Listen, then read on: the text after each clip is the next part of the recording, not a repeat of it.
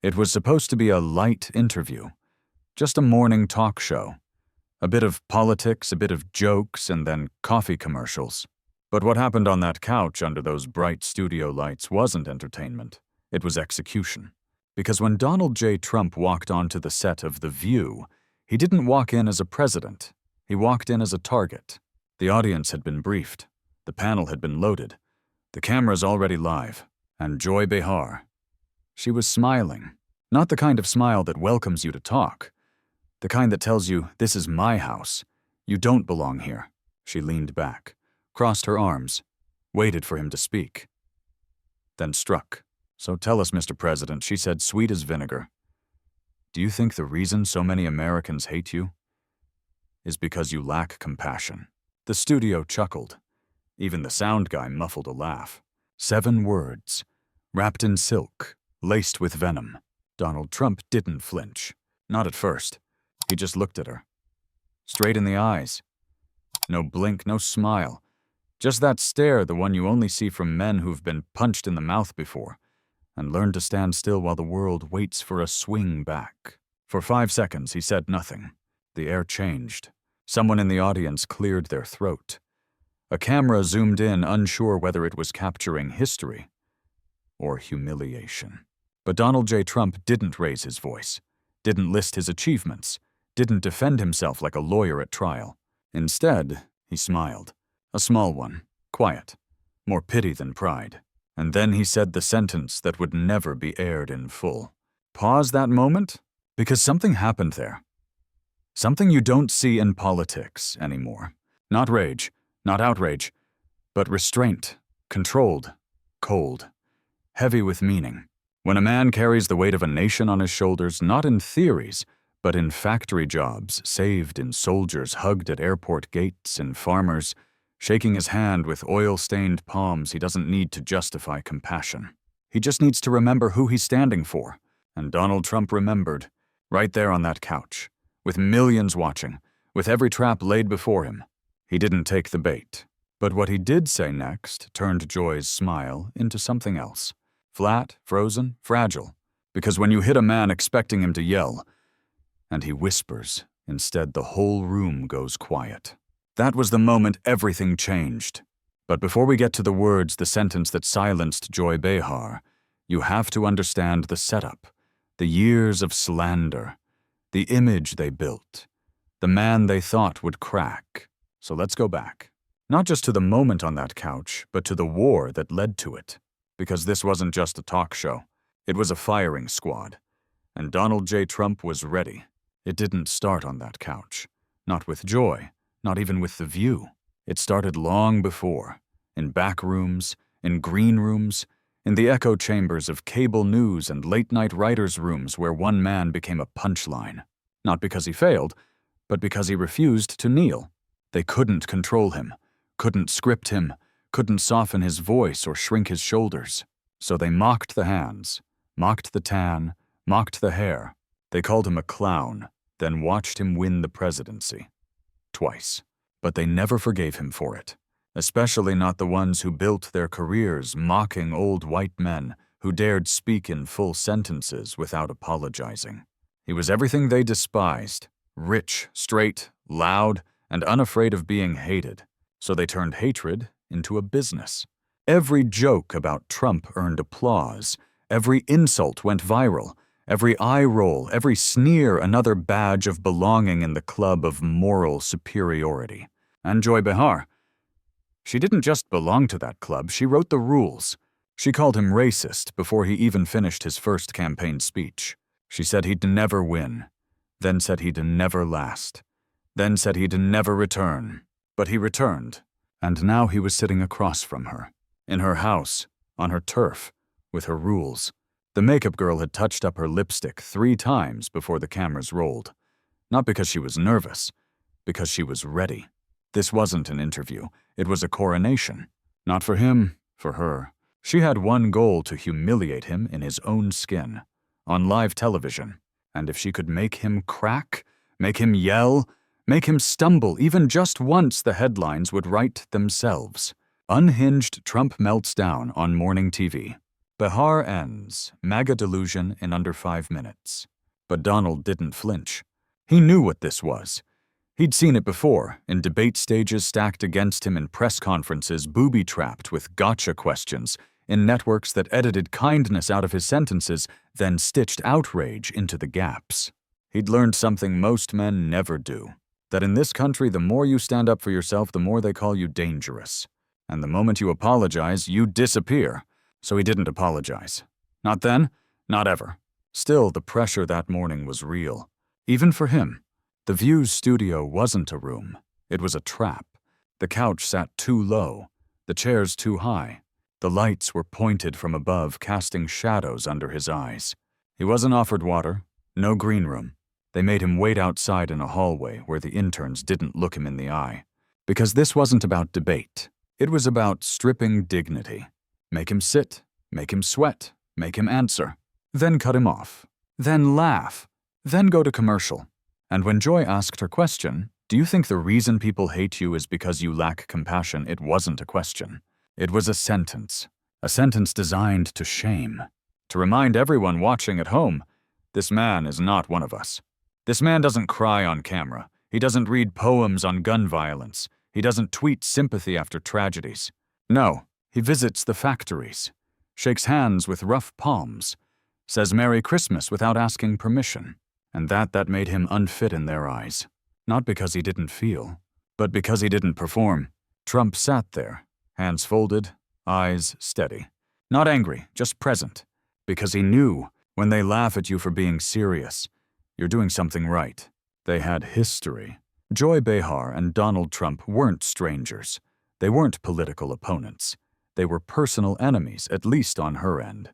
For over a decade, Joy had made a name skewering Trump from her perch on The View. She mocked his policies, his tone, his family. She joked about Melania's accent, called Ivanka an enabler, suggested Eric couldn't spell empathy if it slapped him. And every time she did, the crowd laughed. They laughed because they thought they were better, more evolved, more refined, more woke. They weren't laughing at jokes. They were laughing at the man who refused to kneel at their altar of sensitivity.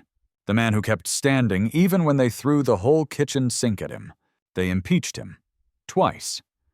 Called him names no other president had ever been called on primetime television. Fascist, dictator, racist, criminal. And yet he wouldn't go away. That's what drove Joy mad. Not his mistakes, not even his success. What made her furious was that he kept showing up. Every time they tried to cancel him, he booked another rally. Every time they banned him from one platform, he built another. Every time they told America he was finished, he walked back in hat-in-hand, flag in the other. She hated that. Because it wasn't just about politics anymore. It was about control, about message, about memory, about the idea that one man, one voice, one thick-skinned, Queens-accented American could rewrite the rules just by not quitting. And there he was on her show.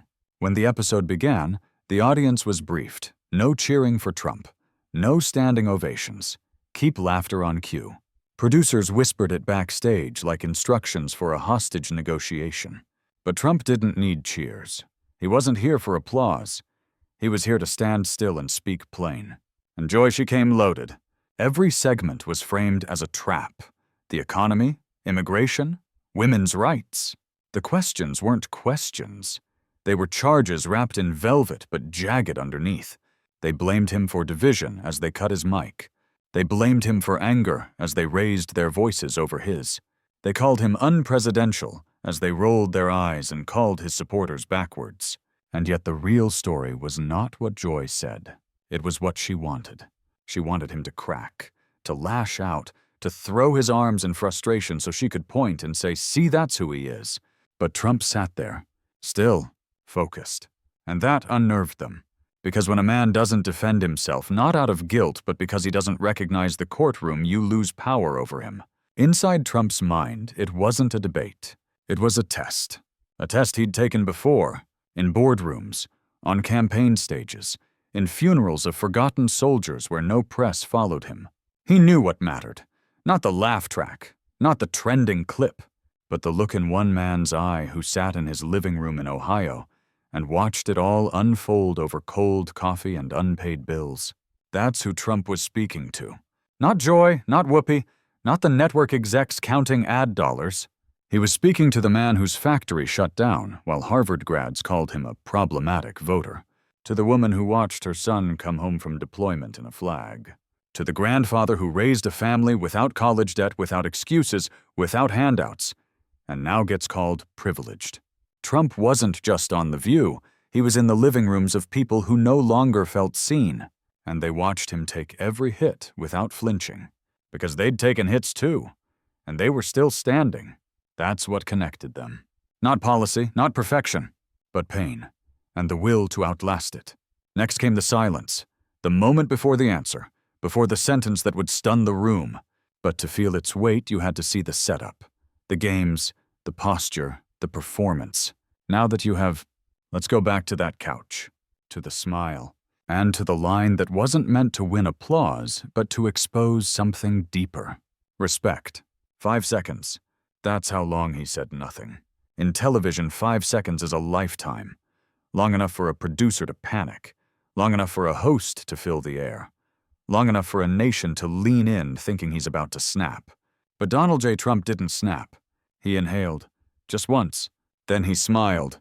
Not the rally smile, not the I just won a trade war smile, but something quieter. Like a father watching a child throw a tantrum knowing the lesson wouldn't be taught through volume, but stillness. Joy shifted. She wasn't expecting that. She expected him to rise, to bluster, to bark back like the caricature they'd built of him. But he just looked at her, and then said softly, "I don't lack compassion, Joy. I just don't rent it out for ratings." The studio didn't laugh. Not right away, because they weren't sure if they were allowed to. That sentence wasn't political. It wasn't even defensive. It was surgical. It cut through the lights, the makeup, the applause signs. It revealed something they'd spent years covering up. That maybe, just maybe, the loudest people in the room were overcompensating for what they lacked in conviction. Joy blinked. The audience shifted in their seats. And Trump, he leaned back, folded his hands, and waited. He wasn't rattled. He wasn't hurt. He was calm because he'd said the truth. Not the kind you argue with. The kind that makes you sit with yourself a little longer than you want to. Inside his mind, there was no victory dance. No scoreboard. Just memory.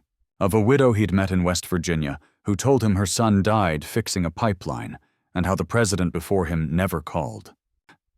Of the steelworker who handed him a folded photo of his father's hands, scarred, blackened, broken from years in a Pennsylvania plant, and whispered, "Thank you for giving our town a second chance." Of a diner where no cameras followed, where a waitress slipped him a note that said, "I voted for you. I'm not proud of that. I'm grateful for it." These weren't scripted moments. They weren't tweeted. They didn't make headlines. But they were real. And in that moment, sitting across from a woman paid to humiliate him, he remembered them all. He didn't need to raise his voice, because his life had already shouted louder than any segment ever could. Joy tried to recover. She reached for a follow-up. "Well then, why don't we ever see that side of you?" Trump turned. "Because Joy, it's not a side. It's the whole man. You just never looked without the filter." No applause, just breath. Someone in the front row lowered their phone. Stopped recording. Just watched. Because something rare was happening. Not politics, not theater, but truth unfiltered, unscripted, undeniable. And for the first time that morning, Joy didn't speak. Not because she was silenced, but because silence was the only honest thing left in the room. In the control room, someone muted their headset. Not because they were bored, but because something changed. You could feel it. The air in the studio had cooled. The laughter had died without a funeral. And even Whoopi, seasoned as she was, didn't jump in to rescue the segment. It was as if the room remembered what real conversation sounded like, and they didn't know what to do with it. They were used to punchlines, pre-cut segments, tears on cue. They weren't used to stillness, to words that didn't seek applause but invited thought. Trump hadn't won a debate. He'd done something harder. He'd made people listen. In homes across America, TVs flickered quietly. Retirees in Arizona leaned forward. A waitress on her break in Kentucky stopped scrolling. A trucker stuck at a diner off I-80 set down his fork. They weren't watching a politician anymore. They were watching a man hold the line without raising his voice. And for the first time in a long time, they felt represented. Not flattered, not pandered to, represented. Back in the studio, a stagehand whispered to a producer, "Should we cut to break?" The producer shook his head. "No, let it run." Because something in Trump's calmness was more disruptive than any outburst could have been. And Joy, she was staring, not in rage, not in triumph, but in something colder, confusion. She had studied his fire, she had memorized his storm, but she hadn't prepared for this. For still waters that ran deeper than any narrative she had been handed. Then it happened, the unexpected witness. A sound tech mid-30s union cap quiet guy stepped toward the edge of the set during the pause. He didn't say much, didn't even raise his voice. He just looked at Trump and said, "My uncle worked in one of those factories. The one you saved, he's got his job back." No applause, just nods, quiet ones, the kind that mean more than headlines. Joy glanced at him.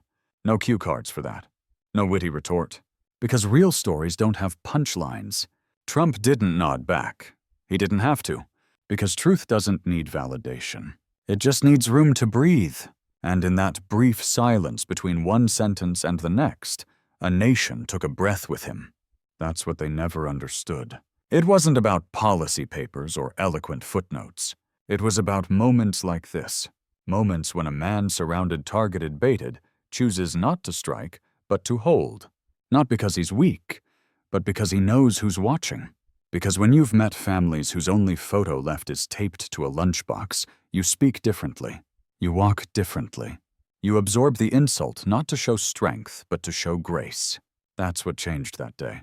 Not the polls, not the press, but the room, the tone, the air, the memory. It became harder from that moment forward to call him a monster when you'd seen him choose mercy in a room designed for conflict. And whether they liked it or not, millions saw it too. Next comes the moment they tried to take it back, to reframe, to twist, to claim he was just coached. But by then it was too late. The seed had been planted, and the face of Joy Behar, speechless, blinking, searching for the next line, was the proof they never expected. She didn't lose an argument. She lost the mask. He could have stopped there. He had made his point. Joy was quiet. The audience had shifted, but he didn't stop. Because men like Donald Trump, who've been mocked in Manhattan boardrooms, stabbed in headlines, and called every name in the book, don't just survive attacks. They rewrite the rules while standing in the middle of them. So he leaned forward, elbows on knees, voice steady, and told a story. There was a woman in Michigan, he said. Single mother, 3 kids, husband passed from cancer. She worked the midnight shift at a plant until they closed it down. He paused. You don't know her name. But I do. The audience froze. Even the cameras zoomed in without cue. She came to one of my rallies. Not to cheer, just to ask me something. He looked straight ahead. No camera now. Just presence. She asked, "Are you like the rest of them? Or are you going to forget me too?" Joy blinked. The panel stayed silent. And Trump continued, "I didn't give her a speech. Didn't promise her the moon. I just said I'll remember your face." He turned slightly as if recalling every wrinkle of that moment. And when we brought that factory back, I didn't call the media. I didn't hold a ceremony. I called her. He let that settle. I called her and said, "It's open. Your shift's back. Come home."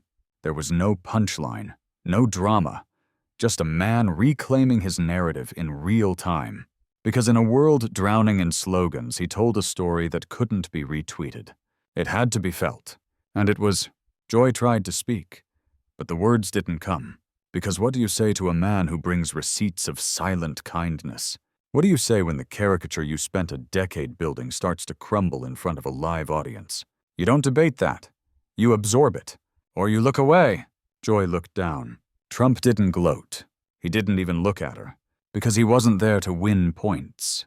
He was there to pull back the curtain and remind America that while the media debated his tone, he was saving jobs they never visited.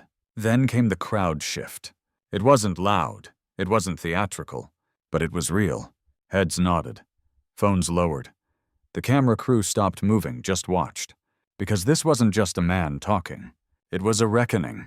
A quiet reckoning of how far we've let the noise distract us from what matters. That was the beginning of the end.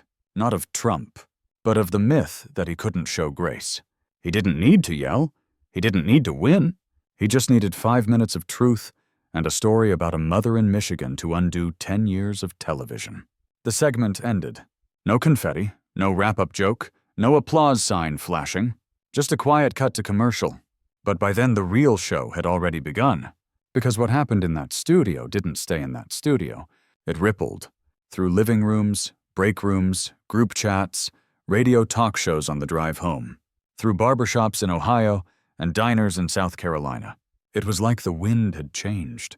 Subtle at first, but steady. People didn't shout about it. They whispered. Did you see that thing with Trump and Joy? Yeah. He didn't blow up.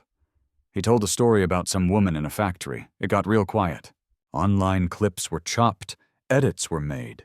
Headlines scrambled to control the fallout. Some tried to twist it. He faked humility. Others ignored it. Nothing to see here. But the full video kept spreading. Not by bots, not by campaigns, by people. Just folks forwarding a moment they didn't expect to feel something from. On conservative sites, comment sections exploded. This is the Trump I voted for. This is what they never show. My dad cried watching this. My dad hasn't cried since '84. But something strange happened elsewhere too. Places that never praised him began to pause. No praise, no surrender. Just silence. A recognition that maybe this man they thought they had figured out wasn't just a brand. Maybe he was a man. And maybe that mattered more than any tweet ever could. In the next episode of The View, Joy tried to brush it off. She joked, made a quip, moved on. But something in her tone had shifted. There was hesitation. A thin layer of self-awareness that hadn't been there the day before. Because once you've sat across from grace, even the sharpest tongue dulls a little. Trump never mentioned it again. No tweets, no Truth Social post, no campaign ad. Because when you carry the moment honestly, you don't need to repeat it.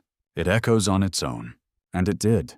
In YouTube uploads with titles like Trump's classiest moment ever and what Joy didn't expect. In barstool conversations that began with, I'm not a Trump guy, but, and ended with, that was real. In Sunday sermons, where pastors used that factory story as a lesson on dignity. This was not a political win. It was something rarer, a moral reversal, the kind of shift you don't see in polls but in posture. A nation used to rolling its eyes at every politician on screen suddenly leaned in, not because they were told to, but because they chose to. For 10 years, Trump had been cast as the storm. Loud, unpredictable, uncontrollable. But in just 5 minutes, he became something they feared more. A mirror, reflecting not just their biases, but their blindness. To real stories, to working people, to the kind of man who doesn't need a spotlight to carry weight. And that weight, it landed. Not as a headline, but as a feeling. The kind that makes you pick up the phone and call your dad. The kind that makes a silent man at a hardware store nod at the screen and say that was different. The first calls came in quiet. Producers texting each other late that night. Editors reviewing the footage twice once for content, again for tone. Do we run the clip raw? Do we trim the Michigan part? Can we balance this with a harsher headline? But the problem wasn't editorial. It was emotional. Because for the first time in years, Trump had spoken in a way that couldn't be edited out of existence. He wasn't angry, he wasn't cocky, he was grounded. And that was dangerous. Because their entire industry was built on outrage, on reaction, on caricature. And suddenly he'd taken the brush out of their hands. One late-night host rewrote his monologue. He had planned to skewer Trump, make fun of the Michigan story, roll out a parody. But when he watched the full segment, he hesitated. And he didn't know why. Maybe it was the way Trump paused before mentioning the mother. Maybe it was the lack of spin. Or maybe it was the moment he saw himself reflected in the silence that followed. Because even clowns know real when they hear it. At think tanks and strategy rooms, consultants argued. Should we confront this? Do we call it manipulation? Will people forget by Tuesday?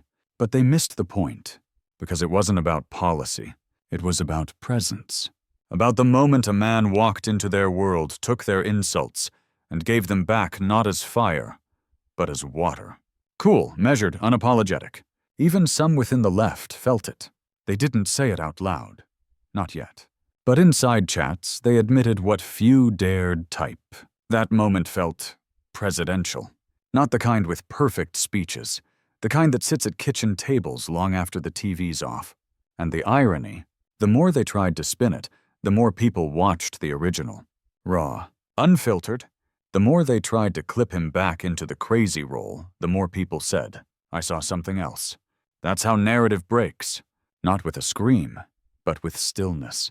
Somewhere in Washington, an old political aide whispered, "This is why they fear him." Not because he tweets, not because he shouts, but because when he slows down, when he chooses silence over spectacle, he reveals their noise, and people hear it. That moment on The View didn't win Trump an election. It won him something harder. A pause, a breath, a second look from people who had long made up their minds. And in a country divided not just by politics, but by perception, a second look is priceless. Some moments live loud, others they echo in silence. That morning on The View wasn't replayed on every channel. It didn't break the internet, didn't trend for the wrong reasons. But it stayed. Like an old hymn you don't hear often, but remember every word when you do. Because what Trump did that day wasn't clever. It wasn't strategic. It was right. And in a world addicted to reaction, rightness feels like rebellion. He didn't fight Joy. He didn't attack her past her family, her ratings. He didn't remind the audience how many times she'd insulted him, how many clips she'd laughed at. He simply told a story. One true story, with no music under it, no graphics, no applause, just memory and responsibility. He remembered that woman in Michigan not because it made him look good, but because real men remember who they answer to. And it's never the cameras. In a time when leaders chase approval, he showed what it means to carry conviction. When others seek forgiveness from mobs, he stood still and offered mercy to the very ones who had mocked him for years. That is not weakness. That is not show. That is discipline. And for men who've worked with their hands, who've buried friends without headlines, who've built homes from scratch, they recognized it instantly. What Joy wanted was a viral clip. What Trump gave was a reminder that compassion isn't performance, that real leadership isn't loud, that dignity isn't fashionable, but it lasts. And when a man chooses restraint in a room built for ambush, he becomes more than a politician. He becomes a lesson. It's not about Trump. It's about what he stood for in that moment. A kind of forgotten strength, one you don't see on stages, one that doesn't trend, but one that built this country, brick by brick, day by day, shift by shift. The kind of strength that gets mocked in studios and respected in silence. The kind your grandfather had but never bragged about. The kind that says, "I don't need you to like me. I need you to know I'll be there when it matters." And that's what made the silence so loud. Because for once the show didn't win. The narrative didn't win. The script cracked. And from that crack, something old and powerful and true shined through. Years from now, people won't remember what Joy asked. They won't quote the punchlines. They won't share the memes. But they'll remember that moment. The stillness. The stare. The way Trump didn't flinch when given the perfect opportunity to fight back. Because he wasn't there to fight. He was there to anchor. And anchors don't chase the wind. They hold steady when everything else moves. That's the part that changed people. Not the policy, not the defense, not even the story of the Michigan mother. It was the posture, the presence, the way a man took heat and returned it with a kind of calm that felt deeply American. Not manufactured, not elite, but blue-collar grace, hard-earned dignity, a kind of old-school moral memory we thought had died with our fathers. In that moment, Trump wasn't just a man. He was a symbol of something unfashionable, something mocked, something lost but never gone. Self-restraint, service without cameras, the courage to hold your ground without making others your enemy, the clarity to speak softly when others expect a roar. And isn't that what this country is starving for? Not more noise, not more shame, but someone, just one person, to show that it's still possible to lead with truth and not apologize for it. To be hated and still stay honest. To be framed and still offer kindness. To know that millions are watching and still speak as if one man in a garage is the only one that matters. Because sometimes that's who you're really speaking to. That's what made this moment holy. Not in a religious sense, but in a cultural one. Because for once a man famous for his noise chose to whisper. And in doing so, he said everything. There was no music swell, no standing ovation, no hashtags. Just a truth that needed no decoration. I don't lack compassion, Joy. I just don't rent it out for ratings. 8 words, but behind them 1,000 choices, 1,000 moments unseen, and one message etched quietly into the soul of anyone who's ever been judged by someone who never lived their life. He didn't win a debate. He didn't change everyone's mind. But he gave people something rarer, permission. Permission to believe that maybe the world hasn't gone entirely mad. That maybe strength and kindness can still live in the same sentence. That maybe what you feel in your gut is still worth defending even when they call it outdated. And for those who felt forgotten, looked down on, mocked for loving their country, their faith, their family, Trump didn't just defend them that day. He reminded them they were never crazy. They were just early. So maybe you watched the clip. Maybe you heard the line. Maybe you didn't agree with everything, but you felt something. Not about Trump, not about Joy, about yourself. You remembered what it felt like to see a man speak without fear, not because he's invincible, but because he's anchored. And maybe you thought, we need more of that. Because this story isn't really about politics. It's about posture, about how we show up when the world sets a trap and expects us to explode. It's about how we hold when we could lash out. How we stay present when everything around us wants us to perform. That's the lesson. That's what lasts. So if this moment meant something to you, don't just scroll past. Send it to your brother who thinks nobody listens anymore. Show it to your dad who stopped watching the news because he got tired of yelling. Play it in the background while you fix the porch or change the oil or sit with your kid on a Saturday morning. Let it live not in headlines but in habits. In the kind of stories we pass down quietly. And next time someone asks, why do you still believe in that guy? You won't need a chart. Just say because when it counted, he didn't flinch. Because sometimes one sentence spoken softly is louder than 10 years of noise. Like what you felt, hit the like. Share it forward. Let truth travel farther than spin. We're not just telling stories. We're remembering who we are. And maybe we're not alone.